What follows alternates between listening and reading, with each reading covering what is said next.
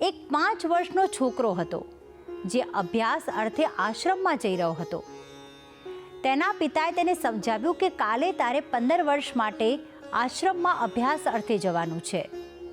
આપણા ઘરના બધા જ લોકો ત્યાં જ શિક્ષા પ્રાપ્ત કરવા માટે ગયા હતા, પરંતુ તું જ્યારે ત્યાં જવા માટે નીકળે ત્યારે તારે પાછા વળીને દરવાજા તરફ જોવાનું નથી.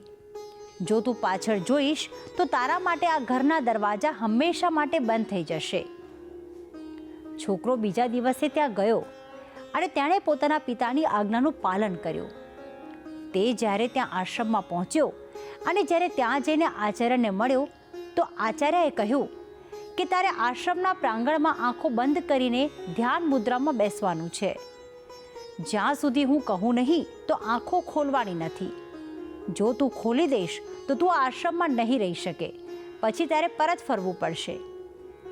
તે 5 વર્ષનો માસૂમ ત્યાં ધ્યાન મુદ્રામાં બેઠો. 15 મિનિટ થઈ, 20 મિનિટ થઈ, 1 કલાક થયો. મચ્છરો આવ્યા તેને ડંખ મારવા લાગ્યા, તેમ છતાં તેણે આંખો ન ખોલી. ત્યારબાદ આશ્રમના જ અન્ય શિષ્યો ત્યાંથી અવાજ કરતાં કરતાં દોડ્યા, તેમ છતાં તેના ધ્યાનમાં કોઈ જ બદલાવ ન આવ્યો. અને આખરે 6 કલાક બાદ આચાર્ય આવ્યા અને તેમણે આંખો ખોલવાની અનુમતિ આપી. તે છોકરાએ આંખો ખોલી અને શિક્ષા પ્રાપ્ત કરવાની શરૂઆત કરી. આ નાનકડી વાત એ માતા પિતા માટે છે જે પોતાના બાળકોને સેલ્ફ ડિસિપ્લિન અને નિયમો પર મક્કમ રહેવાનું નથી શીખવતા.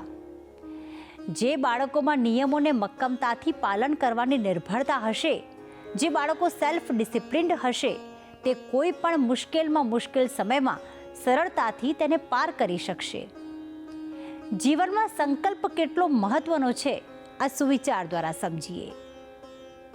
આજનો સુવિચાર: વિકલ્પ બહુ મળશે માર્ગ ભટકવા માટે, પણ સંકલ્પ એક જ જરૂરી છે મંજિલ સુધી પહોંચવા માટે.